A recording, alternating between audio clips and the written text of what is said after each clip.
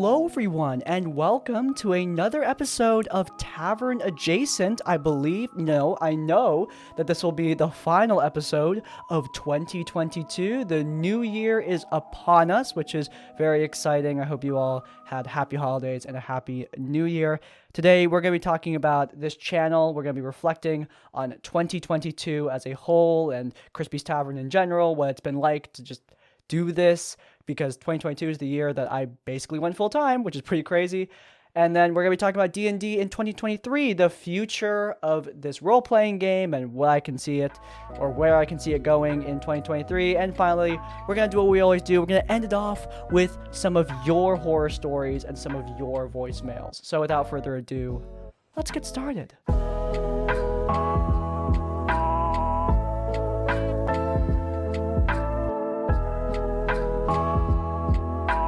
Sorry, I moved the camera a little bit because there was this glaring white light in the intro from the screen on my computer. But anyway, let's talk about Crispy's Tavern. Crispy's Tavern has gone through quite a lot in 2022. At the beginning of the year, we went past 10,000 subscribers and we started moving towards 20K. And that's when I went full-time. I remember getting 10,000 subscribers in November of 2021. And then going into 2022, we had a lot of growth. And that's when I was like, okay, I think it's time to do this. I think it's time to quit my job and do Crispy's Tavern. And I haven't done a lot of further monetization things beyond ad revenue, because at this point I haven't really I don't have a lot of overhead, if I'm being honest. I live pretty cheap, so to say, and I don't spend a lot. So I've mostly been just living off of the ad revenue that comes from this YouTube channel and the occasional sponsorship if I can get them. And it has been great. I mean, it's been amazing. You guys have changed my life. I mean, if you told me 2 years ago that I would be basing my livelihood and spending the majority of my time consuming and thinking about Dungeons and Dragons and tabletop role-playing games and being a pseudo-therapist for D&D, I would have called you friggin' insane, because I never even imagined that this was the direction I would go. I've always loved YouTube, and a part of me has always wanted to be an online creator. I mean, honestly, a lot of people in my generation want to do that, and it's not exactly special, but I actually get to do it, and it's all thanks to you guys. In 2022, we made over 100 episodes of RPG horror stories. We created a new format for the show. I built sets for the show. I stopped using the Skyrim backgrounds in 2022 and went over to using my own sets that I built on this backdrop right here. I moved to a new place where I set up this backdrop. I set up this office. I, got my own, space where I can create and where I can run this channel. And it has been so amazing, which, I'm going to be honest, I've been really bad at making my space homey. I've always kind of been bad at that. In my last office, I at least had bookshelves with my own favorite books, and I had Legos hanging in some places, and paintings hung up, and artwork, and all that wonderful stuff. And this office just has, sound, what are they called? Acoustic paneling. My whiteboard is over there, my set's over here, my desk is over here, and, that's it. It's very, it's very practical, which is nice, but in 2023, I want to make this place more homey. Obviously, you guys aren't going to see that because it's my home, but yeah, that's a big goal of mine, because I have kind of, I want to say sterilized, because that's such a medical term, I guess, but I have focused my life very directly on work and Crispy's Tavern. Work comes first. It has come first for the past year. In 2022, I went hard on just work. I haven't taken a break from Crispy's Tavern in the entirety of my career. I have not taken a week off, ever. I've taken days off. I've taken a day off of Tabletop Tavern Tips to play Destiny, and that's it. I've taken very, brief breaks. I remember there was also another break where I was stuck in another country, and that's why I had to take a break, because I didn't have a video prepared because I expected to be home by then, and I was ready to stay up until like 2 a.m. making a video, but unfortunately, a delay in flights forced my hand, and I was stuck somewhere else. So yeah, that was a whole event. But anyway, basically, I've focused my life very succinctly around work.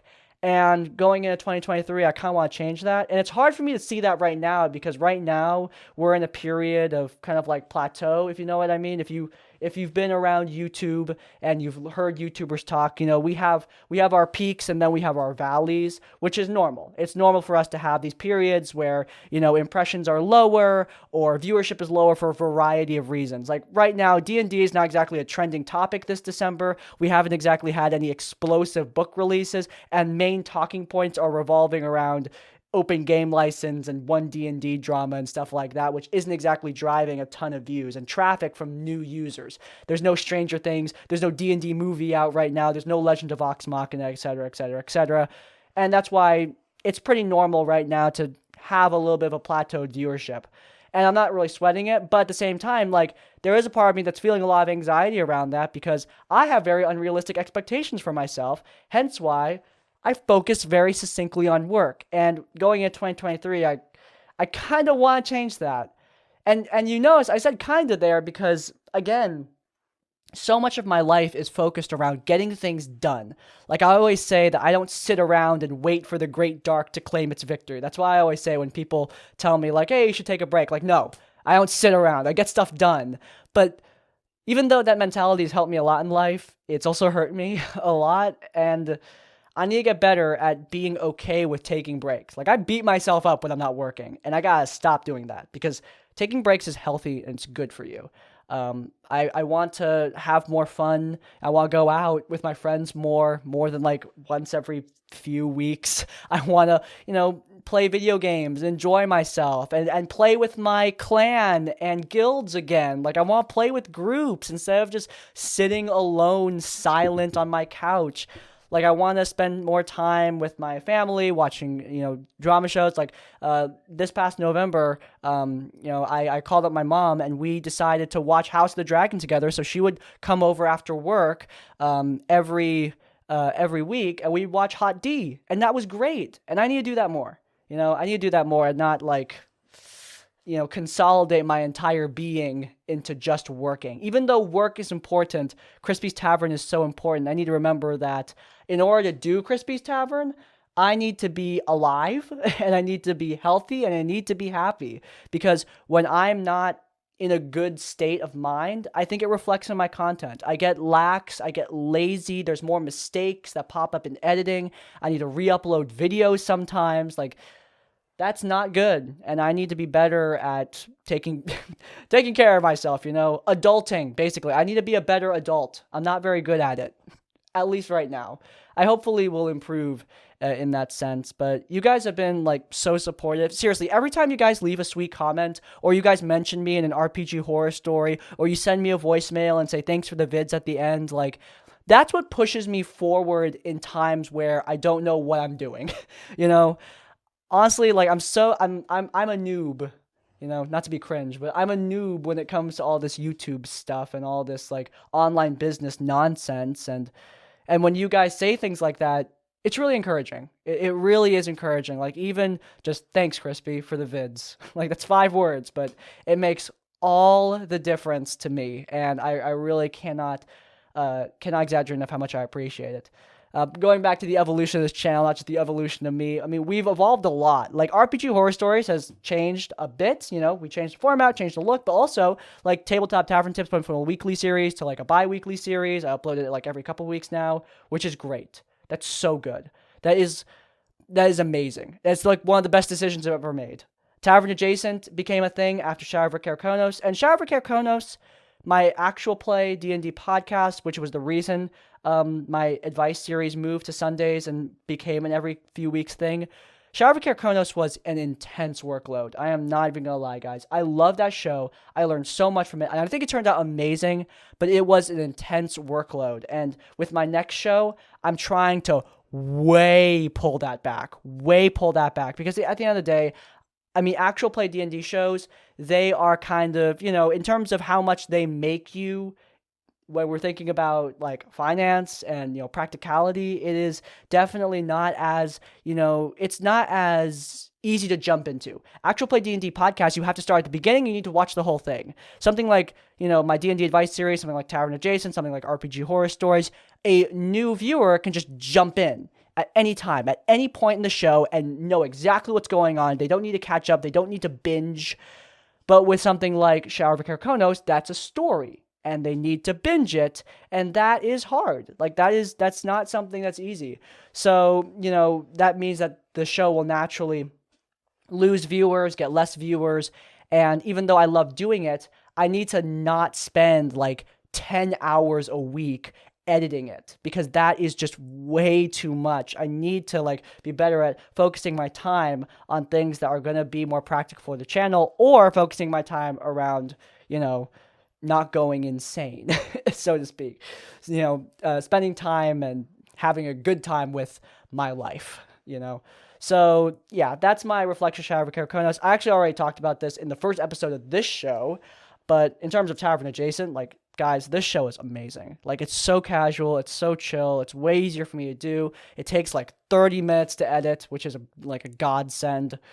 I mean, damn. Like, I cannot exaggerate enough how good of a decision it was to start Tavern Adjacent. And it means I get to talk to you guys through your voicemails, which is really cool. So keep sending those, by the way. I like hearing what you guys have to say, and giving you guys advice is neat. It's cool. I hope it helps out. Sorry, words are hard. I hope it helps you guys out. But yeah, I mean, there you go. There's my reflection on Crispy's Tavern. It has been a good friggin' year. I think we got like 300% more views in 2022, something crazy like that. We grew a hell of a lot. This channel has become so much more than it was, and I can't thank you guys enough. I already said that, but I mean it, guys. I really do. This has changed my life. I love this job, and I love you guys. I'm sorry I haven't given you guys a fancy name, by the way. I know people have like names for their communities, but I don't, because I just no. It's just you guys are the people in the tavern. You guys don't have like a unified identity because you guys come from all over the place, You're all different people. We're all different people. We all are united though by one thing. We all love a little bit of D&D drama, and we all have a little bit of it ourselves, I'm sure. So, there you go. I think that's our unifying thing. And also, we like to, hopefully, at least, I think that we all like to help each other out a little bit. It's not just important to talk about these things, this drama and these horror story situations, but it's also important to help to fix them. And I hope this channel has helped you guys to, handle that sort of conflict. And I hope to really focus in on that thesis going into 2023. I was thinking about the why of this channel. I want to focus in on that. Going into 2023, the why is looking at horror stories and helping people to solve them. D&D is a social game, and socializing can be friggin' complicated. And I hope to help you guys out with that. So yeah, there's my reflection on Crispy's Tavern in 2022 and Crispy's Tavern going into 2023. Was it absolutely rambly? Yes, it was. Am I okay with that? Yes, I am. Because when you're talking about yourself, you're not usually very directed, But yeah, now that we've talked about Crispy's Tavern in 2022 and the future, let's talk about Dungeons and Dragons. Obviously, we talk about all sorts of tabletop role-playing games during our main series, but D&D is at the heart of this channel. It's what got me into this whole thing, and I want to look at it going into 2023 because there are some interesting questions to ask. But yeah, without further ado, let's get into that.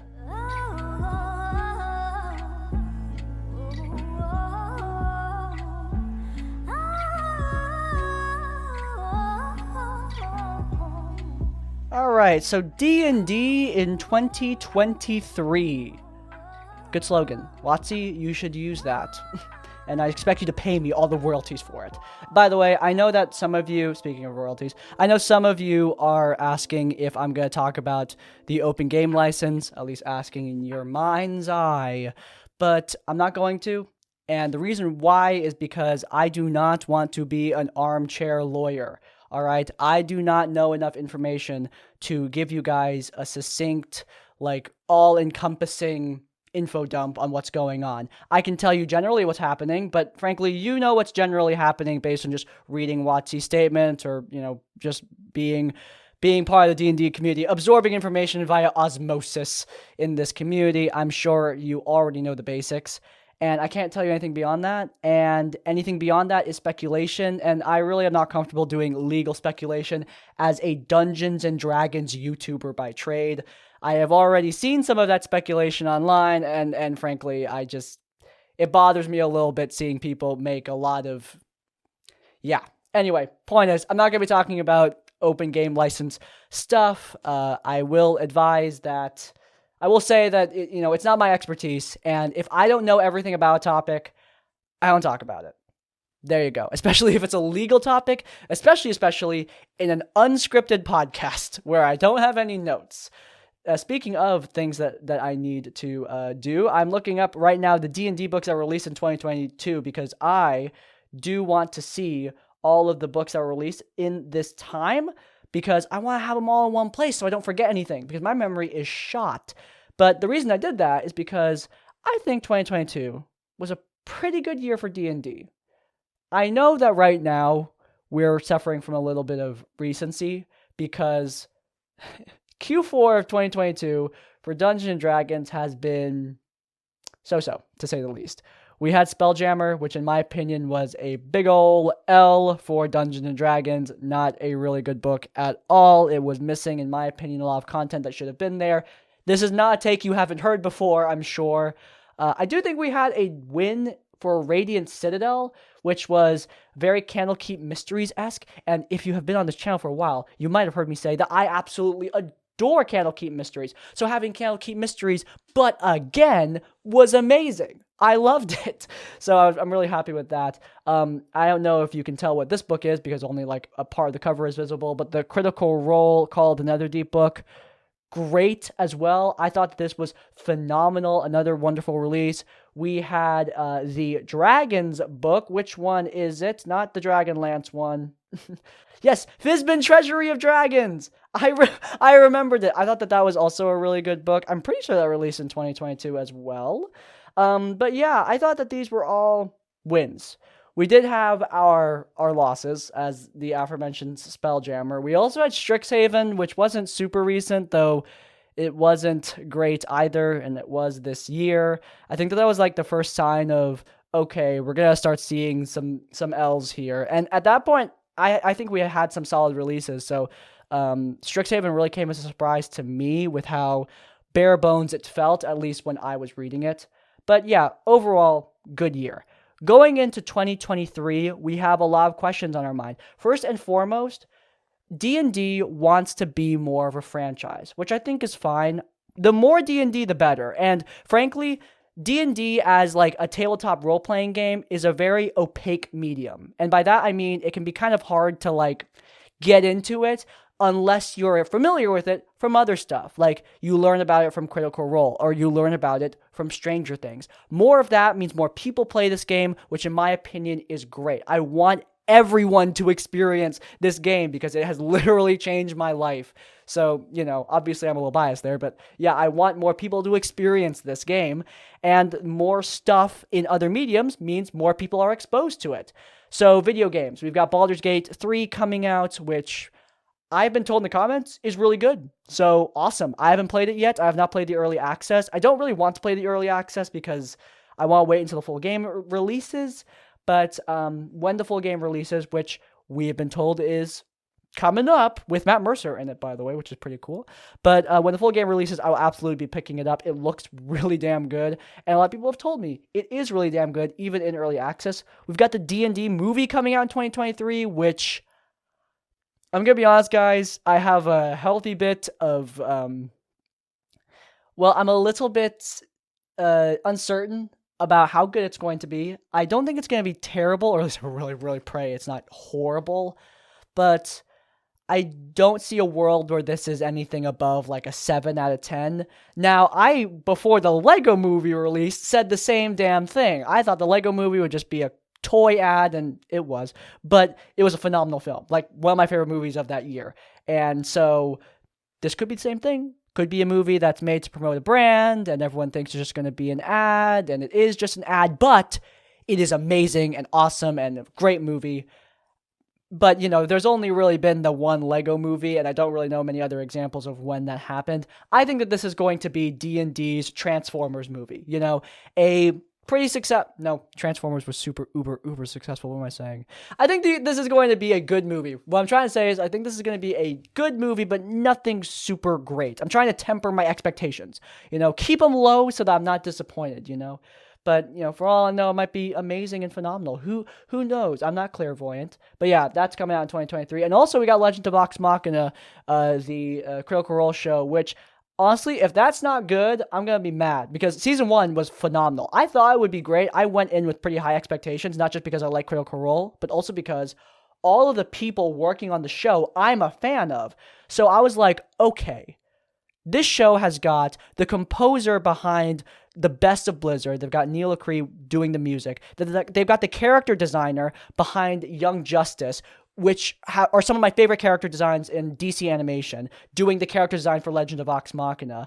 And they've got the voice cast of Critical Role with a bunch of awesome guest voices that I'm a big fan of. And you're telling me that this show is based on one of my favorite pieces of media ever, Critical Role, the D&D show. Amazing. Sign me up. And it was incredible. It was amazing. It was a great show. I watched it with Crit Crab, and we had a great time. So, obviously, I'm really looking forward to Season 2. And if it's not good, I'm not going to be happy, especially since it's got my commander, Lance Reddick, as a guest, which is very exciting. I'm so hyped to see him in the Critical Role thing. Please get him on the show. I would die if I saw Lance Reddick playing Dungeons & Dragons. I think I would die of a heart attack. So, wait, that kind of makes it seem like a bad thing, because I would be dead, but a heart attack of joy, let's say. Anyway, I'm getting way off. Point is that we've got a lot of D&D stuff coming out in 2023 that isn't the tabletop role-playing game. How much of it is going to be good? I don't know. In the early stages of D&D trying to branch into other mediums, we had some failures, most notably Dark Alliance, not Darkest Dungeon. That's a phenomenal indie game that slipped my mind while my 11 p.m. ass was talking in episode 2. I'm so sorry for associating the incredible Darkest Dungeon with the terrible Dark Alliance. My bad. But yeah, Dark Alliance was rough. It wasn't just mediocre. It wasn't just an okay game. Dude, it was one of the worst games of the year. Really hope that doesn't happen with the D&D movie. I really hope this isn't something we flash back to next year, I swear to God. But yeah, we've had some L's when it comes to D&D moving and other mediums, but I think we've also had some wins. I mean, the aforementioned Legends of Vox Machina, the entirety of the Baldur's Gate franchise. Neverwinter was good at some point. I mean, it's not good anymore, but the Neverwinter MMO was good at some point. We have had some W's when it comes to D&D and other mediums. And I think that we could have more if we continue to push this. And if WotC and whoever they contract to work on these projects or give the license to actually care about making something good and not just making an ad or rushing out the product. That was big with Dark Alliance. That game was clearly rushed and was made by people who just didn't seem to know a lot about game design. I don't know about the team behind that game. I haven't done extensive research on them, but holy hell. It seemed like they just wanted to make a D&D game, but focus on the D&D part and not the game part.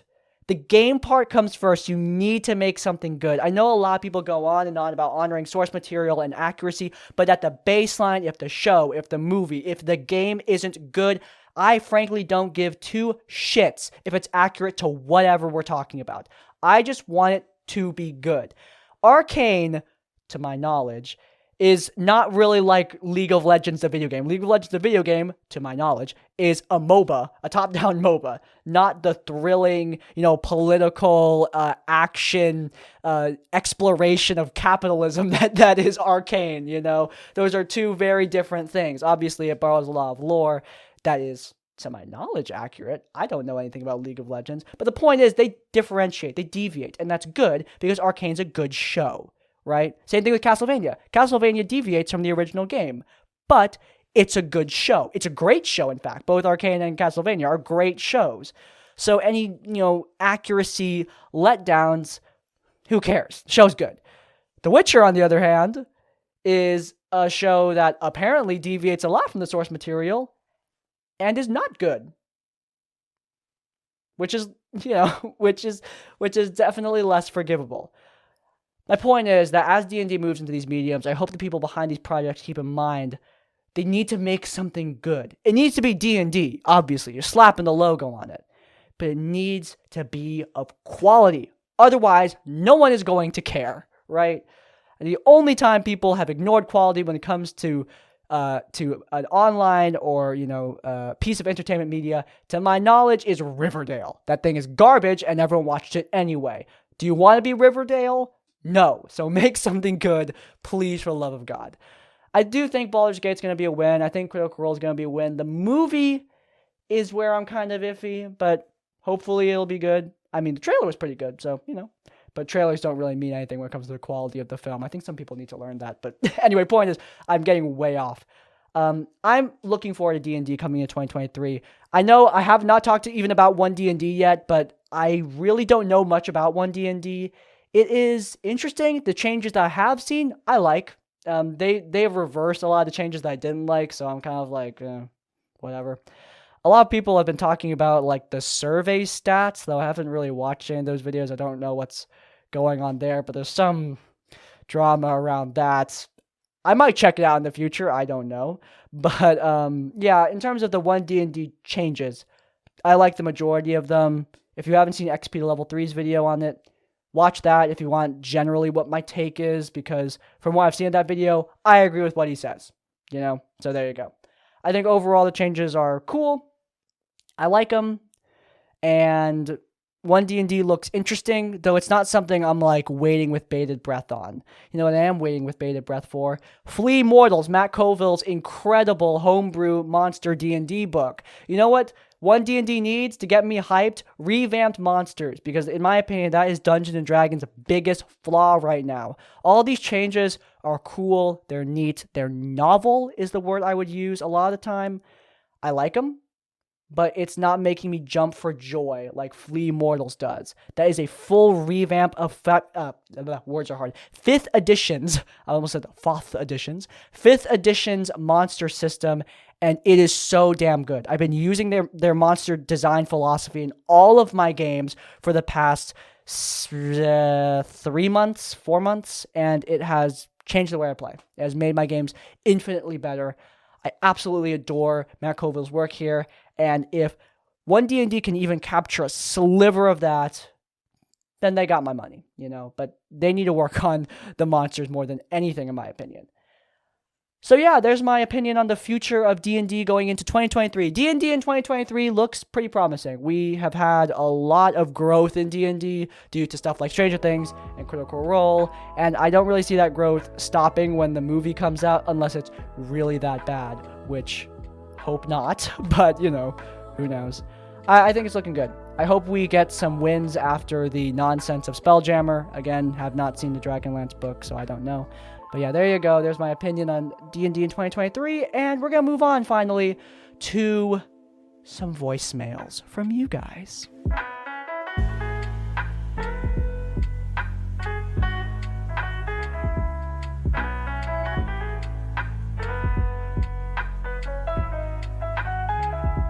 All right, so let's see what you guys got for me. First up. So I'm going to be pretty honest here. So I do have feelings for my DM. Just to preface this, I have feelings for my DM. She's very nice to me, and I haven't really done anything with those feelings because she's just not interested in stuff like that. So, mostly they've just been sitting. But she has an NPC that she uses constantly, and this sort of comes up once per session that she says is based on her, and she uses to fuck the party. and it makes me really uncomfortable, like very uncomfortable. I've tried to speak to her about it, but she's really dismissive of it, and it's I don't know. The fact that she's really dismissive of it makes me think that maybe I'm being dumb about it, and maybe I shouldn't be uncomfortable because of it. Um, but I don't know. It's it's still like affecting me a lot, and it's making it hard for me to play D&D with her because I think she's a great DM and I want to continue playing, but it just makes me so uncomfortable, and she just doesn't want to do anything about it. I don't know if you have any advice or anything, but yeah, anything would be nice. Thank you. Okay, so that's a lot. Obviously, you haven't committed any crimes by falling in love. ALOs do that sometimes, and that's okay. Of course, I applaud you for not doing anything with those feelings because she's not interested. That's what you should do. You know, if they're not interested, it's not really much you can do about that. You move on. You'll find, you hopefully find someone else to share your life with. But okay, if this DM has an NPC that she's using to fuck the party, I don't know what that entails exactly, but if that's making you uncomfortable, step one, talk to the other players about it, see if it makes them uncomfortable, and if it does, then present a renewed case to the DM. You've talked to the DM about this, but she's been dismissive, which, in my opinion, is a little bit of a warning sign if it's really something that's like so blatantly, obviously boundary pushing. Usually people will at the very least defend themselves, but here she's just dismissing it, which, you know, is definitely a warning sign. And if the other players are uncomfortable, or if the DM is simply unwilling to change, then the best option is to leave the game. If you're uncomfortable, you're not going to be having a lot of fun in the long term, so leave now and avoid some very awkward situations. My concern, and obviously 1 minute, 30-second voicemail, you know, it's not very long, so obviously I can't get the full context, but my concern is that, you know, this DM has this NPC that you see as a self-insert, and her having a romantic relationship with another party member in-game is making you uncomfortable because of your feelings, and that is a concern of mine. In that case, even if that is the case, though, I think you're justified in leaving. If you're uncomfortable, whatever the reason, you should be okay with leaving the game. You know, you walk in this direction, she walks in this direction, you play two different games, and that's fine. You know, there's nothing wrong with playing two different games in two different places if two different people are not compatible. You know, not every group is going to be for every person. And so if you are really uncomfortable, then I think the best option is to walk away. But yeah, there you go. I hope that helped you out. This is obviously a very awkward situation, and I don't have all the context, 1 minute, 30-second voicemail and all that. But there you go. There's the best advice I can give you. You know, talk to the other party members, see if they share your feelings. If they do, talk to DM again with renewed focus on the fact that, look, more people are feeling this. I feel like it's a big deal. And if the DM is unwilling to change, bail, because that is a definite warning sign. I mean, the self-insert's also kind of a weird thing, but, you know, again, I have the full context. I wasn't there at the game. Moving on, we got another story. So, for as long as I've been role playing, I've always had this problem with interpersonal conflict. Not so much with like heroes versus villains, because that's just fairly straightforward, but if my character is in conflict with a friend, I just completely shut down and catastrophize and often have anxiety and mental health spirals outside of game. And I have mentioned to my DM that I have this trouble, but it's not 100% avoidable. I even recently did something that made another character really upset with mine, and that was rough to deal with because it was 100% my character's fault, and I didn't want to ask them not to be mad at me just because I have trouble coping with it. And I was just wondering, I guess, if you have any experience with that kind of struggle with conflict and how you sort of detach emotionally from it, I guess, or if there's any if you have any suggestions for coping or avoiding those kinds of problems. Thank you. spirals of anxiety that get way out of control. Yeah, same, dude. Like all the time, constantly. Not in the same way, but I talked about work earlier and how I can get really obsessed and focused on work. A big part of that is because that's my coping for my anxiety when it comes to work. Like if I'm not doing well, my interpretation is, okay, I'm not doing well, work harder, go harder, make more, spend more time on video, stay up later, go and work more and harder, and then, you will fix this. And often if that doesn't work, I will just make myself work more and more and more and more and more, and I just spiral. That's my coping, and it's not a great cope, but it's what I do. And again, it's not great, it's not perfect. I think that the best solution here, though, and what I'm trying to say with that whole situation is, look, I don't have everything figured out with this whole anxiety thing. I just don't. No one does, because anxiety isn't something you snap your fingers and it's gone. You can adapt coping mechanisms. You can get a fidget spinner. You could download a mobile game that makes you happy, or watch all the motivational videos you want. In my opinion, anxiety doesn't just go away. It takes time, and I think that we need to be better at giving ourselves that time, because often we expect ourselves to get rid of it, and when we don't, we blame ourselves for that, and it just makes us even more anxious. It's a spiral, like you said. And I think first and foremost, you need to realize, look, this is going to take time. You have trouble handling in-character conflict, and you know what? That's just part of your life. It's going to be part of your life for a bit. I appreciate that you're working to fix that. We're all working to handle anxiety. I'm working on being better at managing my work-life balance. I'm working on being better with handling my spiraling thoughts.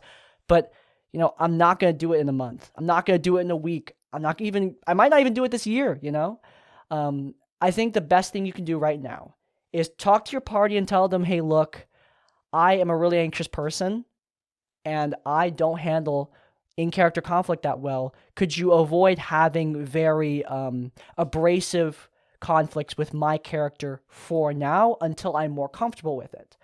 That is valid. That's okay. I really admire you for, being willing to experience some uncomfortability when it comes to your game, and willing to experience some awkward situations and push through your anxiety so that other players can have their roleplay moments. Because, yeah, that interpersonal character conflict can be interesting, but if it makes you uncomfortable, that is priority number one.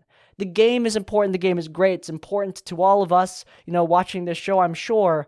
But at the end of the day, your mental well-being is more important by like a long shot. And if those interpersonal conflicts, someone being mad at your character makes you uncomfortable, tell your fellow players that. Tell your DM that. Tell them, hey, look, I want to be part of the story, but can we avoid super abrasive character conflicts? This is a session 0 thing. If somebody told me that, I would be okay with it, If they don't want their character getting yelled at by an NPC, that's okay. I might joke around with them a little bit, but, I will obey their wishes and avoid like a Gordon Ramsay situation where I'm like berating the party member. Sometimes that can be, a cool character conflict. Maybe a villain does that and it motivates the party to hate them. But if it makes someone uncomfortable, it's a no-go, It's got to stop, because priority number one is making sure that everyone is okay, right? So if you're struggling with that, I think that it is best to talk to your party about it. And in the future, maybe bring that up during session 0s, In terms of long-term solutions, I don't have an answer for you. My solution to my work panic is definitely not a perfect one. It's helped me out. It's helped me to be efficient and to work well and to make more stuff when I'm anxious, but it also completely destroys my work-life balance. It helps in some areas and hurts in others. It's not a perfect solution because, again, with anxiety, you're not going to find one.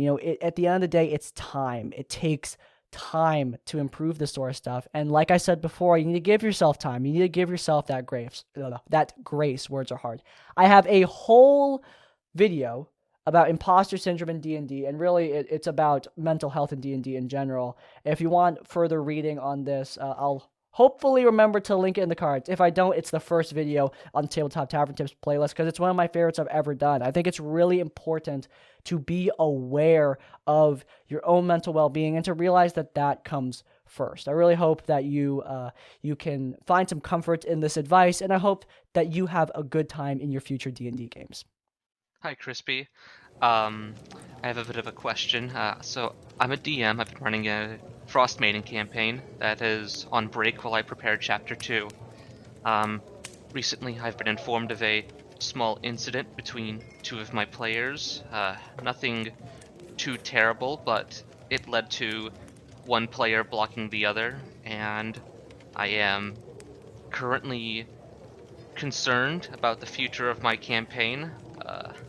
The player who had been blocked expressed to me that he is prepared to drop the campaign if this can't be smoothed over, and I would just like to know if I, as the DM, am in any way obligated to mediate this, since this could have consequences on the campaign going forward, and I really like both of these players, and I don't want some small squabble to get in the way of our fun.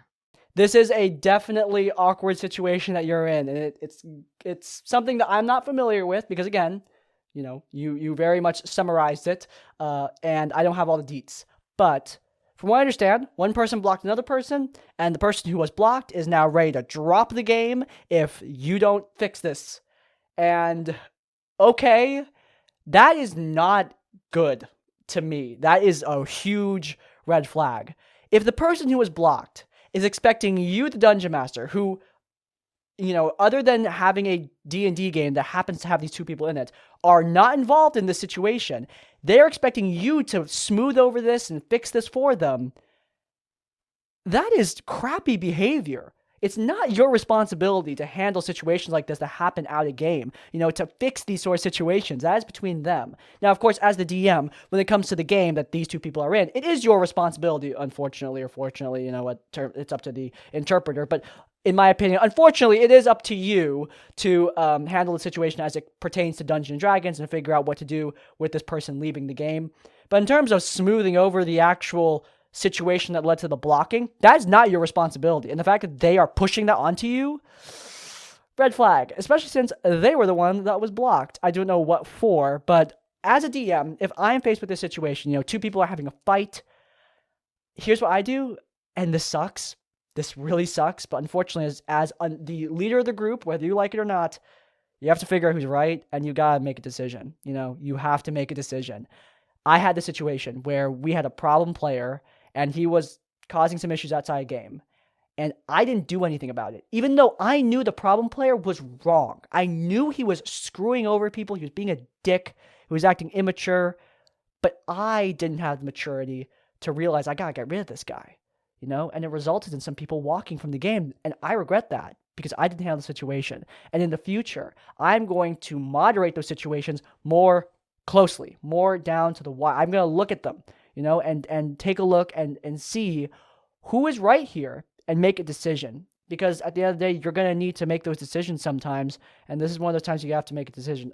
From the outside looking in perspective, the person who was blocked asking you to fix and smooth over the situation, otherwise they're walking from the game, essentially giving you an ultimatum to fix their problems.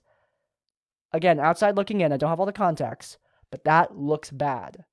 And unfortunately, as it pertains to Dungeons & Dragons, you do have a responsibility to figure out what to do with the situation, whether they want to kick out the block player or let them walk away if they're already going to leave anyway. You have to make that decision. But in terms of fixing the whole blocking situation that happened outside the game, that is not your responsibility. You're just a friend who happens to run a D&D game with these two in it. Unless it has to do with the game, not your responsibility. But as it pertains to the game, whether or not these people stay in, that's something you gotta think about. Hopefully that made sense. I know that might have been really confusing phrasing. Sometimes I'm really bad at words, but I hope that helped you out. It's definitely a complicated situation, and I hope that helped you to solve it. Hey, Crispy. This is JT. I wanted to ask you a quick question of, have you ever had a trolling DM online? So that's I had a horror story myself. I know I can't really share, but I've seen on Roll20 a lot of people kind of put up posts just to get people and then kind of ghost them or lead them through some terrible stories like I haven't experienced. I want to know if you ever had that experience before. Thank you. I have never had that experience. Thank God. That sounds so annoying. But I have had that experience in other mediums. I have joined Destiny raids where I will, by the way, if you don't know what a raid is or what Destiny is, Destiny's a first-person shooter. It's an MMORPG. It's a multiplayer game. And there are these raids where you go through a very long, a 6-player experience. You fight these bosses with complex mechanics, and at the end you get loot. And, there's this mechanic where you have a checkpoint. And a lot of the time, I'll join checkpoints for the final boss because the final boss has the loot I really, really want. So I'll join a final boss checkpoint, we'll do the encounter, and then they'll kick me out right at the very end so I can't get the loot that the boss dropped. And they do this for literally no reason. No reason at all, just to be a dick. And that has happened to me a couple times, and every freaking time it pisses me off because... yeah, it's a troll. It's something that you cannot moderate, you can't mediate, you can't fix. It's just someone who's being an asshole, and there's nothing you can do about that. I have luckily not experienced that in D&D because I only play D&D with close friends or business acquaintances, and, that means I generally avoid this situation. I haven't had to deal with any sort of trolling. Trolling DMs, yeah, that's something apparently that happens on Roll20. This isn't me dogging Roll20, by the way. Some people have interpreted my Foundry worship as me dogging on Roll20, and I'm not. I hope I'm using the term dogging correctly, by the way. My friend says that sometimes, and I stole it from him, so hopefully I'm not using it incorrectly. Anyway, point is, I'm not trashing Roll20 I'm not trashing Roll20 at all. I'm not trashing Roll20 by saying this, but I have seen those stories. I've even seen some of those posts, and yeah, people who, blatantly advertise, like, campaigns and then use them as a way to just trap people and troll them, not cool. It's just a pathetic way to live your life, and I don't really have anything else to say on the matter. I'm sorry that you had that experience. I really hope it didn't sour your online D&D experience. I think online D&D is awesome. I've been playing online for the past year, ever since a bunch of members of my group, they moved away, and obviously that made in-person play a little bit harder, and I've been playing basically exclusively online, and it has been phenomenal. I've loved it, but I do understand some of the pitfalls when it comes to LFG. Even if I am a big LFG believer, I really hope this didn't sour your experience. There's some really great people out there. You just gotta find them, and you gotta push through these kind of BS trolls because they are trying to ruin the game for you. Don't let them, right? I really hope that gave you a little bit of encouragement. I don't have any advice other than you just have to move on because really there's nothing else you can do. These trolls will deliberately conceal their posts to make sure that you join, so I don't know. I don't really have any advice on getting them back, by the way, if anyone's wondering about that. Just need to move on and find a game that fits you in it, and a game that you'll have fun in, right? But yeah, there you go. That is all of the voicemails we'll be listening to today. Good roster of advice and horror stories that we've got. In 2023, by the way, I'm working on getting some guests on this podcast. We'll be listening to voicemails along with other people. Very exciting. So I'm excited for that. I hope you guys are excited for that. And if you are, then please do let me know by leaving a like. If you want to see more of my content, then you can check out our Tabletop Tavern Tip series, where I talk about advice for both DMs and players, old and new. And while you're there in the cards, subscribe to Crispy's Tavern to get more of our content as it comes out. And finally, if you want to leave your own stories and thoughts, go down to the comments down below. If you cannot think of a comment, leave the comment. D&D in 2023. I like that phrase a lot, so we'll make it the comment phrase today. Also, if you want to leave your own voicemails, link down in the description down below. Just hit the record button and send it my way. In essence, like, comment, subscribe. I'll see you all next time. Farewell.